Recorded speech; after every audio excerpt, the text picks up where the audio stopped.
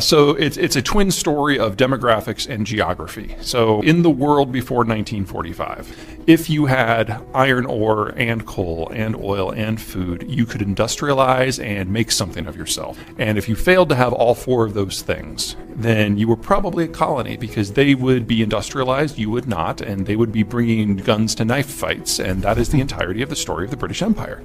In 1945, things changed because the Americans found themselves in a world they didn't recognize.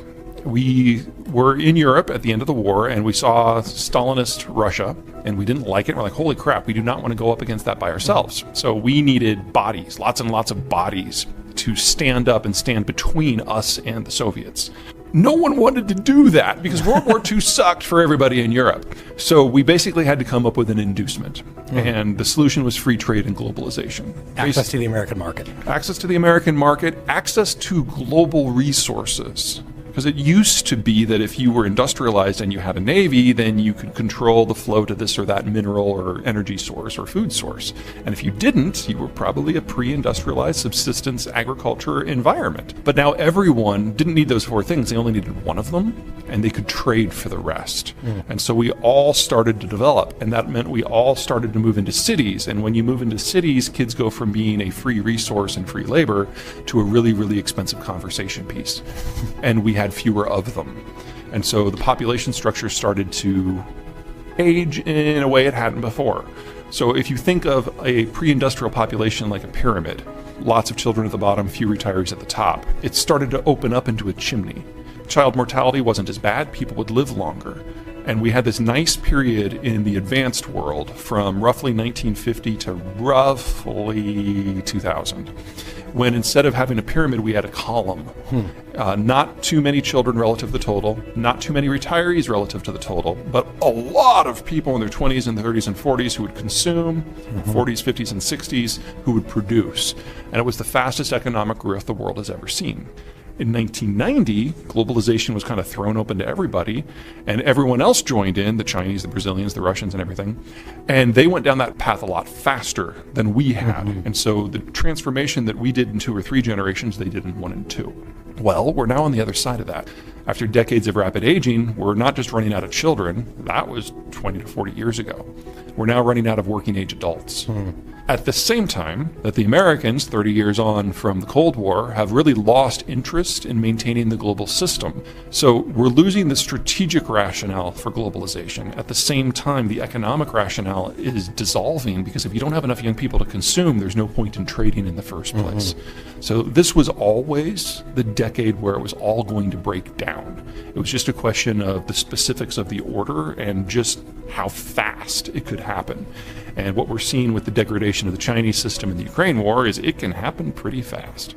So everybody started the industrialization process at their own pace and at their own time and from different starting points. And as a rule, if you have a lot more elbow room, a lot more small towns and arable farmland, the transition was slower because the economic need to move from the urban or into the urban environments the pressure wasn't as great. And so in places with a lot of space where the weather is broadly positive, like the United States, that process has been really slow. In fact, while industrialization really got going after 1945, technically the U.S. started the process back in the 18th century. So for us, this has been a 7-8 generation process, and it's been relatively gentle.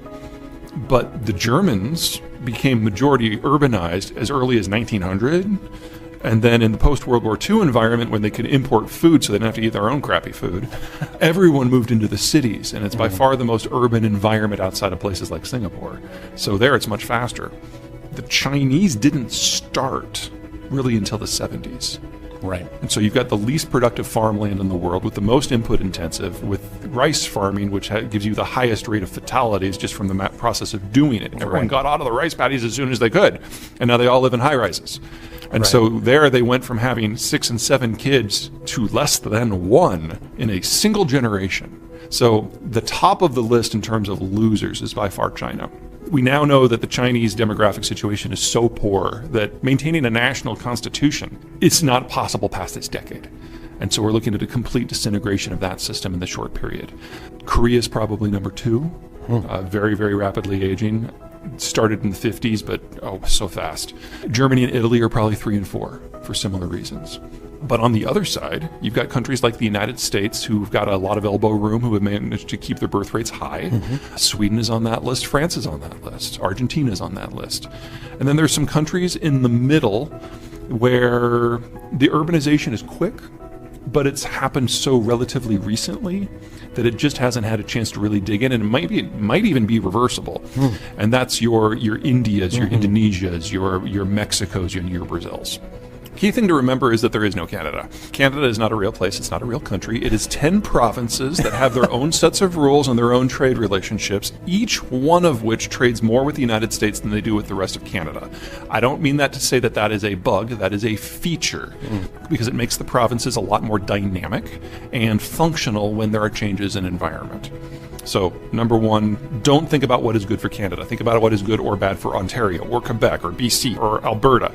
There is no unit. You guys didn't even get an internal free trade agreement until 2-3 years ago. So the future we're moving into is one where we're going to lose a significant amount of energy production out of the Russian space and out of the Persian Gulf. So in that environment, anyone who is a stable energy provider can kind of write their own check. Alberta is, with Texas, at the very top of the list in terms of regional systems that are going to do very well. That's number one.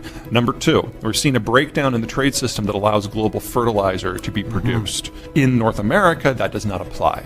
North America makes all of its own nitrogen fertilizer. Saskatchewan produces almost all of our potash fertilizer, and we can get phosphate from some places within North America, but certainly within the Western Hemisphere. Right. So in a world where global food production gets hit hard, North American producers are fine. And the crop that is going to see the most dynamic change in pricing is wheat, because wheat is only grown in places where nothing else will grow. Because it'll grow almost anywhere comparatively. Yeah. But we've pushed it to the margin, so it will only grow in places where only wheat can grow with industrial inputs. So if you break down the industrial inputs, most wheat production around the world is going to fail, or it will have to be relocated to better land. That does not apply to North America. So if you want to talk about the crop that is going to see just explosive increases in prices, that's wheat, and that's a story for North Dakota and for Kansas and for the prairies. Right. So to be kind of at this nexus and to be the most capital-rich city in Canada, these are good things. So if Alberta does nothing different at all, you're going to be one of the fastest growing parts of the world for the next 30 years. Everything is upside potential. Food supplier, absolutely. There's no reason to expect that will change. Energy supplier, you've never been considered an energy supplier to the world. You're an energy supplier to North America. To the United States. There's a difference, yes. And the questions that the Japanese and the Germans had, they were not coming to Canada because they thought it was going to be a slam dunk. They were coming to Canada because it's a Hail Mary. There are no places in the world that can easily step into Russia's shoes from the European or the Asian point of view. And honestly, I don't think the Germans or the Japanese were very hopeful when they arrived in the first place, because let's be honest, you are not a country, you are 10 provinces.